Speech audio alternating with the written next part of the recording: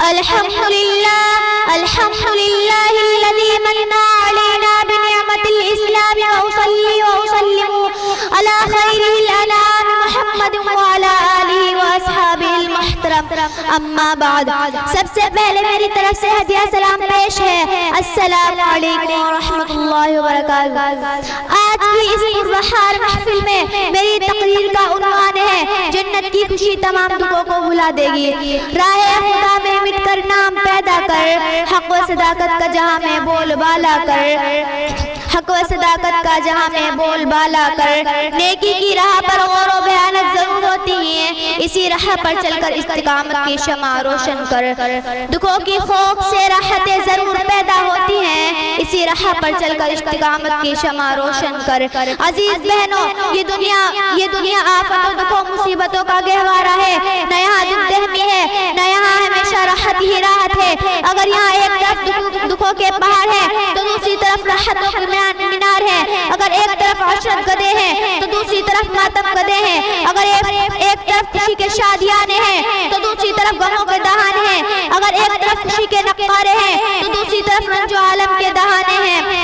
ایک شاعر دنیا کی حقیقت بیان کرتی ہوں، یہ گویا ہے بہت سامان عشرت درہم برہم بھی ہوتے ہیں، بہت جلد سے خوشی کے آئے دن قائم بھی ہوتے ہیں، جنہوں نے عیش کے سامان ان کو غم بھی ہوتے ہیں، جہاں بستے ہیں نقارے وہاں ماتم بھی ہوتے ہیں۔ عزیز بہنوں، میں آپ کو ایک حدیث پاک سناؤں گی جس سے دنیا کا حقیقی چہرہ سامنے آئے گا اور جنت دوزخ کا پتہ چل جائے گا۔ حضرت انس رضی اللہ عنہ سے روایت ہے کہ حضرت محمد رسول اللہ صلی اللہ علیہ وسلم نے فرمایا، دوزخیوں میں سے ایک شخص بلایا جائے گا جس نے اپنی زندگی نہایت عیش و آرام کے ساتھ گزاری ہوگی، اسے جہنم میں صرف ایک غوطہ دیا جائے گا، پھر اس سے پوچھا جائے گا، اے آدم کے بیٹے، کیا تم نے دنیا میں کوئی اچھی عادت دیکھی ہے؟ کیا تم پر عیش و آرام کا دور گزرا ہے؟ وہ اللہ کی قسم کھا کر کہے گا، کبھی نہیں میرے رب، کبھی مجھ پر کوئی عیش و آرام نہیں گزرا۔ پھر جنتیوں میں سے ایک شخص بلایا جائے گا جس کی زندگی بہت زیادہ تکلیفوں میں گزری ہوگی، جس نے دنیا میں سب سے زیادہ تکلیف اٹھائی ہوگی، اسے جنت میں صرف ایک غوطہ دیا جائے گا،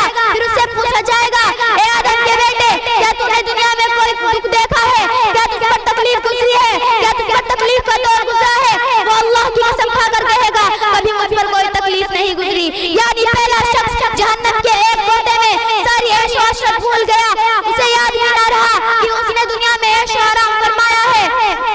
اسی سے پتہ چل جائے گا کہ جہنم کتنی خطرناک ہوگی۔ اور دوسرا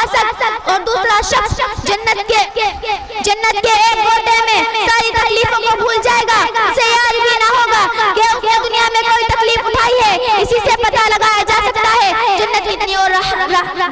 اور آرام اور راحت کی جگہ ہے۔ وآخر دعوانا الحمدللہ رب العالمین۔